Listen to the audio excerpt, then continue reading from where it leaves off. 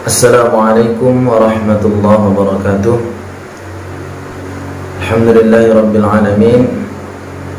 Sahabat-sahabat Quran yang dirahmati Allah Subhanahu wa taala dimanapun berada, terima kasih yang telah mensupport channel saya, channel Yusuf Rusdi Official ini, yang telah menonton video-videonya.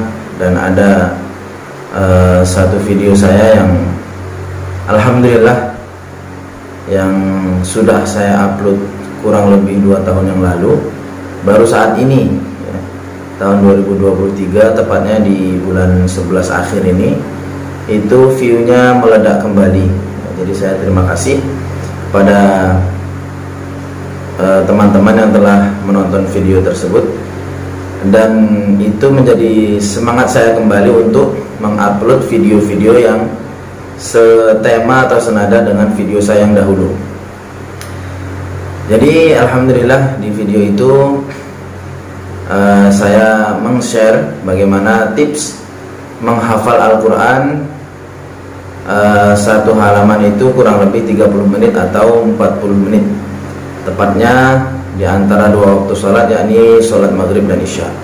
Dan ini pengalaman pribadi saya sewaktu saya dahulu belajar di pondok tahfidzul Quran. Sahabat Quran yang dirahmati Allah Subhanahu wa taala, untuk menjadi ahlul Quran ini adalah pilihan Allah Subhanahu wa taala. Bagaimana agar diri kita ini dipilih oleh Allah? Tentunya kita ini harus bersungguh-sungguh ya, bersungguh-sungguh untuk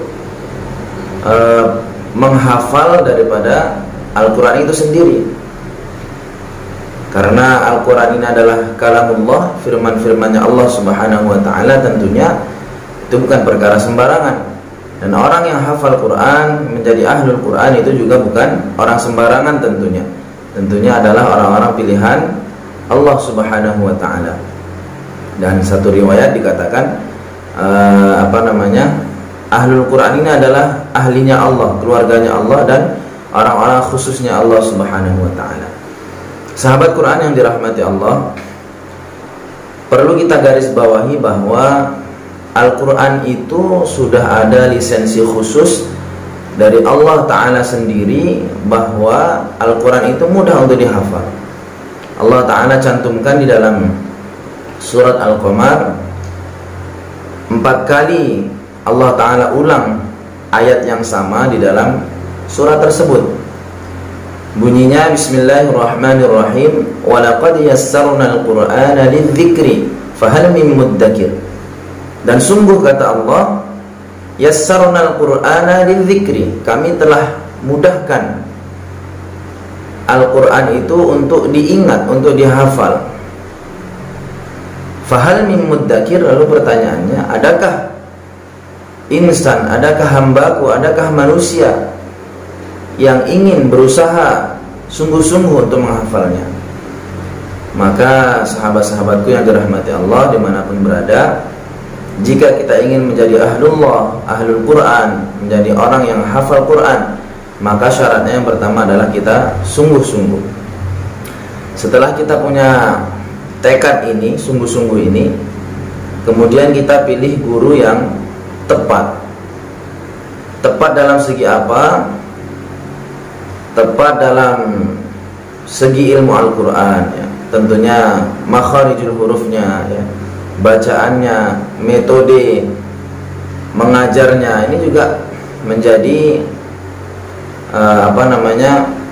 pilihan yang harus kita pilih dengan tepat ya. Mencari guru yang memang ahli di bidangnya ya. Jadi belajar Quran itu tidak bisa tanpa berguru, karena memang ada ayat-ayat di dalam Al-Quran itu namanya ayatul gharibah, ayat yang memang dia itu ayat yang tidak bisa dipahami tanpa belajar. Artinya harus belajar, wajib belajar, supaya tahu ayat-ayat yang bacaannya itu tidak mudah untuk dibaca kecuali kita berguru dengan yang ahli.